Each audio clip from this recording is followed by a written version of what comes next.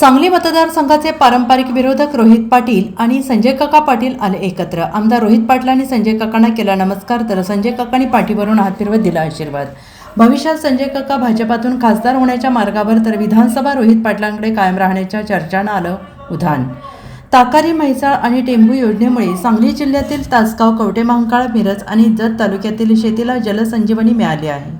आता या दोन्ही योजनांतून जिल्ह्यातील जो काही भाग पाण्यापासून वंचित राहिला होता त्याला पाणी कसे मिळेल हे पाहण्यासाठी जलसंपदा मंत्री राधाकृष्ण विखे पाटील यांनी स्थळभेटी देऊन पाहणी केली। विस्तारित टेंभू योजनेसाठी संबंधित खात्याच्या माध्यमातून 619 कोटी आणि म्हैसाळ योजनेसाठी सरकारने नाबार्डमधून 500 कोटी रुपयांची तरतूद केली आहे आणि ही माहिती शेतकऱ्यांना देण्यासाठी संबंधित खात्याच्या माध्यमातून या कार्यक्रमाचे आयोजन आरेवाडी येथील बिरोबा मंदिर परिसरात करण्यात आले होते। यासाठी मतदारसंघाचे आमदार रोहित पाटील आणि माजी खासदार संजय काका पाटील एकत्र आले होते।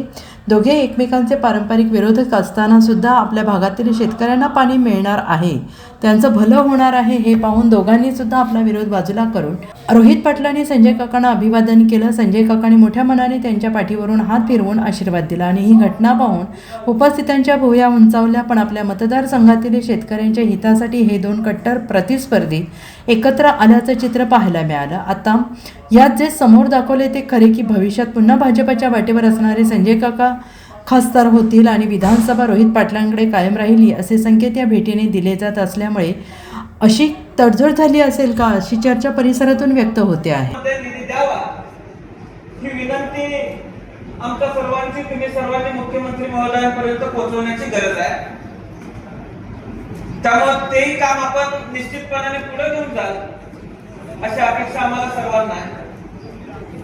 आजची बैठक टेंभू, म्हैसाळ आणि या परिसरातील दुष्काळी भागातील लोकांना पाणी देण्याच्या संदर्भातून आहे। खरं तर साहेब, विस्तारित टेंभू योजना आणि या योजनेच्या माध्यमातून मिळणारं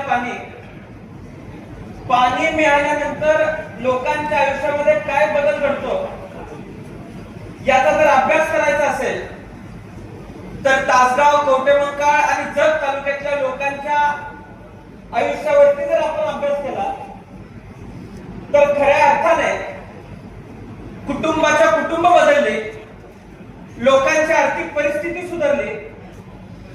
ज्या गावामध्ये राहायला घर नसायचं त्या घराच्या बाहेर 4 चाकी गाड्या लागायला लागल्या। हा एकमेव बदल या पुण्य पाण्यामुळे आलेला आहे। आज सर्वांनीच प्रयत्न करून या दुष्काळी भागामध्ये पाणी आणण्याचा प्रयत्न आपापल्या परीने केलेला आहे। पण विस्तारित टेंभूचं जे काम आहे साहेब, ते काम मोठ्या प्रमाणात आपल्या परिसरामध्ये येणं गरजेचं आहे। म्हणजे संजय काका, काल मी आव्हान केलं सगळ्यांनी इथं आलं पाहिजे। मला 15 फोन आले की तुम्ही भाजपमध्ये चाललाय। मी म्हणलं आदरणीय विखे पाटील साहेब मंत्री म्हणून माझ्या मतदारसंघामध्ये येतात, त्या विभागाच्या बऱ्याच अडचणी माझ्या मतदारसंघात आहेत आणि त्या विभागाच्या अडचणी त्यांच्या कानावरती घालणं गरजेचं आहे। साहेब, 2 ऑक्टोबर 2023 ला मी आमर प्रपोजल माझ्या आईच्या नेतृत्वाखाली केलं होतं आणि त्यावेळेला आश्वासन मिळालं आणि त्याच्या पुढच्याच अधिवेशनामध्ये ही विस्तारित योजना मंजूर झाला असं मुख्यमंत्री महोदयांनी त्यावेळेस सांगितलं।